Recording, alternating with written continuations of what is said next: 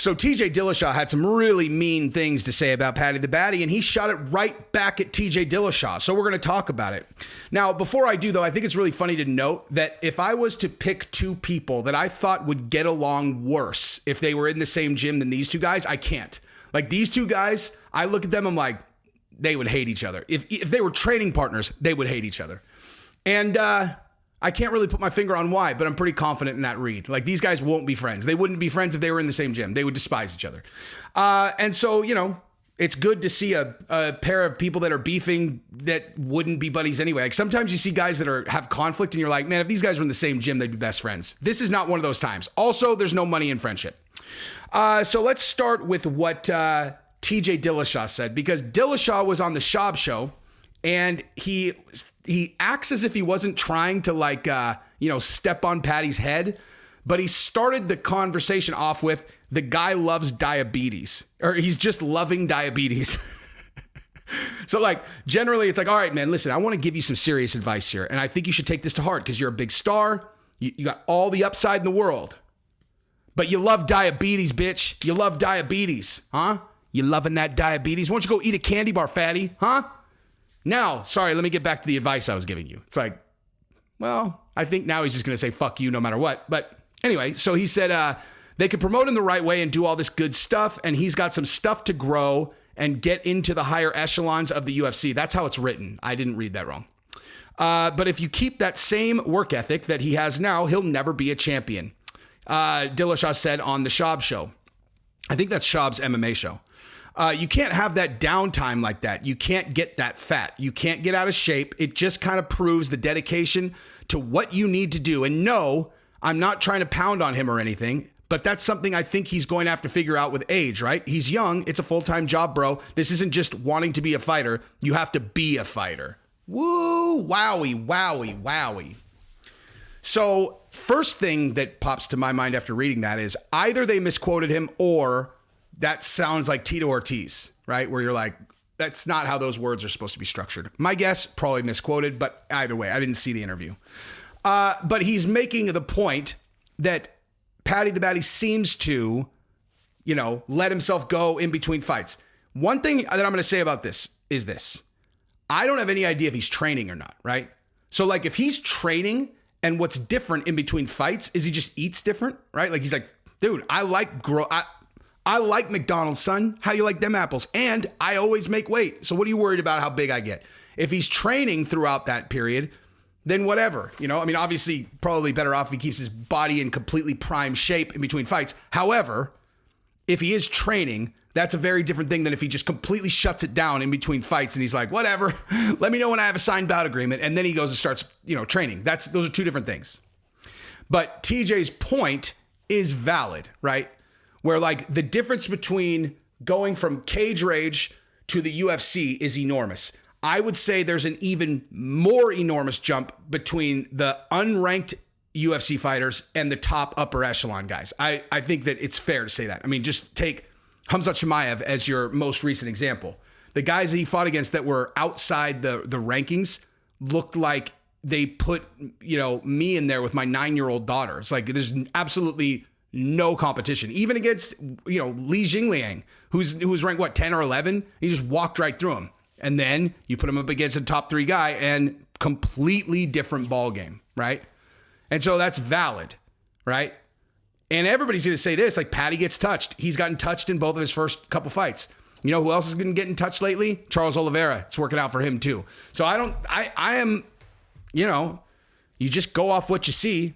If you get punched a lot, usually that means like, oh, when he fights somebody who's got really titanic power, he's going to be vulnerable. But that wasn't the case for Charles. He got clipped in all those fights. And Paddy is dangerous on the ground. He's kind of like a similar type of matchup as Charles, where people don't want to chase him down. He gets knocked down and he's like, all right, come on. They're like, no, come on back up. Gets time to recover, etc. Now, I am certainly not comparing Paddy Pimblett to Charles Oliveira yet. But I just think that the criticism should be taken in stride if you don't know what you don't know what his work ethic is. He might be training and just eating different. Maybe. I don't know. But if he's going to be at the top of the division, obviously he'll need to, probably adjust some things. But Paddy the Baddy responded, as you would expect. Is this fella messing, TJ Dilleshaw? You used to sell t-shirts with his fat face on it saying Fat Tyler when he came out of camp. I didn't know that. Don't forget your own past, you sausage. Cheating little juicehead would have never won the belt without them steroids, you fucking mushroom.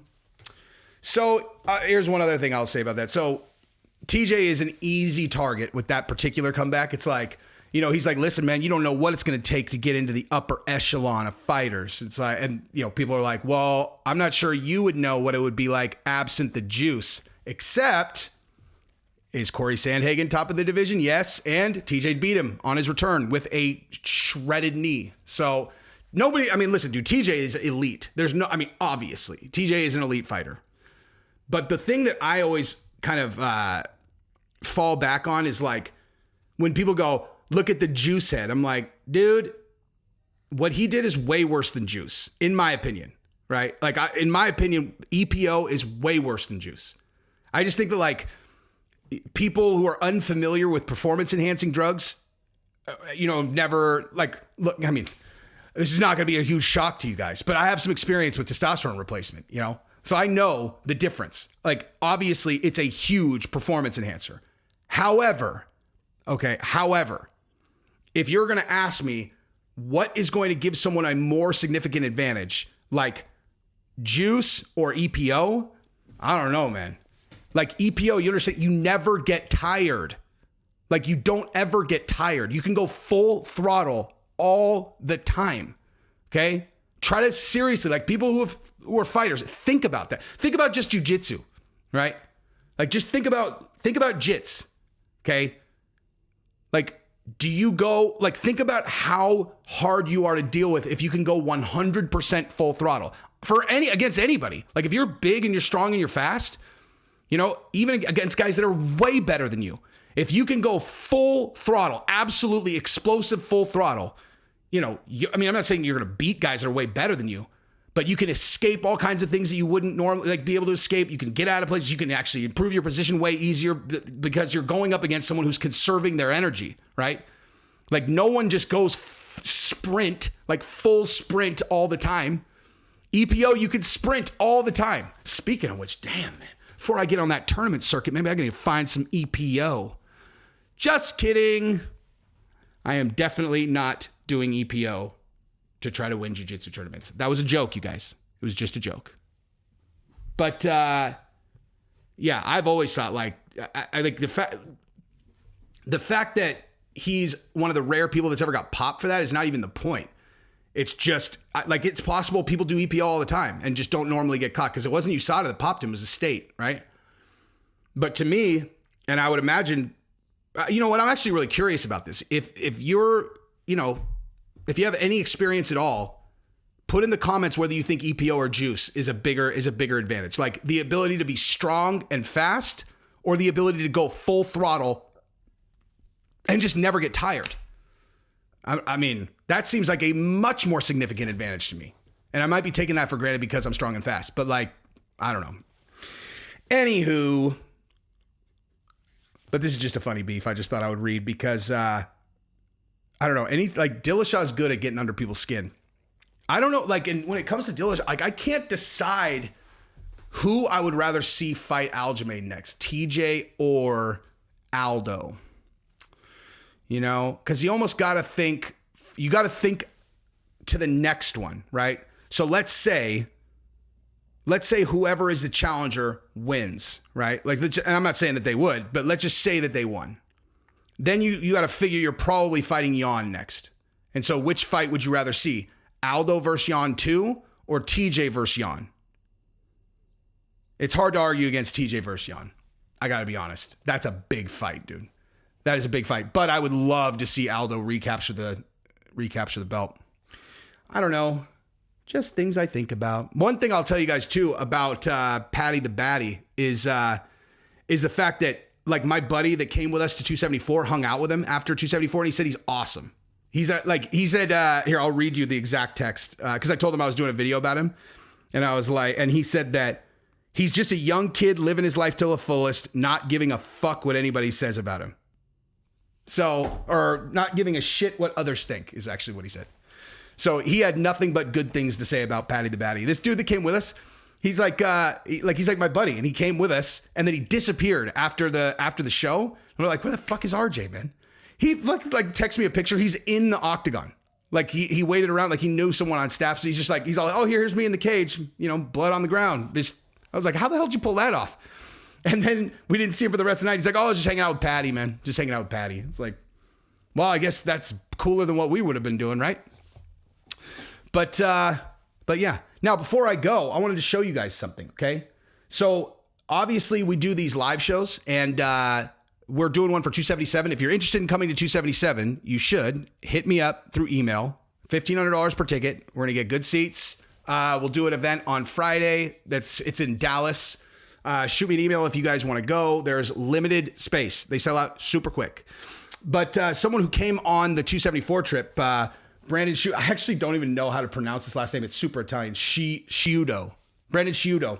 But his kids both fight, and he sent me some footage of his kids, which I'll show you right now, like probably in the background for while I'm talking. It's like, dude, you want to know why people are going to be so vicious? Like, you fast forward another 15 years, why the fighters are so legit? It's because of this, dude.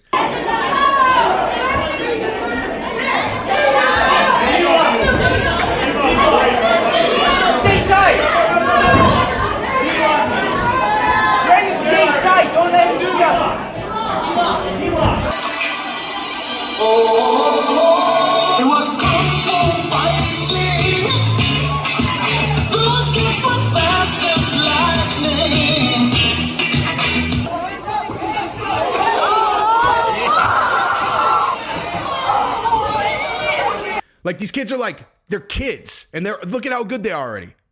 You know what I mean? They're killers already. Look at my daughter, dude. She's 9. She's 9. I just watched this. God, I wish I could put this fight in here, but YouTube will, demonetize and then age restricted if you put street fight stuff in your videos. But someone sent me this street fight video of these 2 high school girls, and one of them was clearly trained. She was trained in like Muay Thai or kickboxing or whatever, and the other one wasn't. And she just annihilated this girl. However, she must have hit her with at least, I don't even know, 15 shots. And the other girl's still just standing there. And so I was watching that, and I'm like, okay, fast forward to when Giselle's 15, 16 years old. That little Muay Thai girl, she could throw all that stuff at her. Giselle just catch her leg, take her down, strangle her unconscious instantly. Like this girl looks good. Like when you're watching, you're all, dang, this girl's a really good fighter. She had no chance against Giselle. None. 0. You hit her with 15 shots. She's not unconscious. Giselle, you hit her with 1 shot, make Giselle mad. She's going to take you down. She's going to strangle you. We've seen this movie, dude. Jiu-jitsu beats stand-up. Like, if it's just one or the other, jiu-jitsu's going to win. And that is why my children are in jiu-jitsu, Now, who knows? That girl might have been vicious at jiu-jitsu too, but my daughter's not going to be fighting that girl. Anywho, so yeah. Also, if you are into jiu-jitsu, Victor Hugo and Steve Hargett just opened their school in Lake Travis. You should go to jiu-jitsu-laketravis.com. And I think it's 6 Blades Lake Travis. And classes start in 2 weeks. I will be there. And so will a lot of people with guns, just in case you're some kind of creep that wants to show up there. Don't do it. That would be a bad idea for you. Anyway, but if you want to come train, that'd be a great idea for you. You should definitely come do that. Anyway, that's what I got. Love you guys. Peace.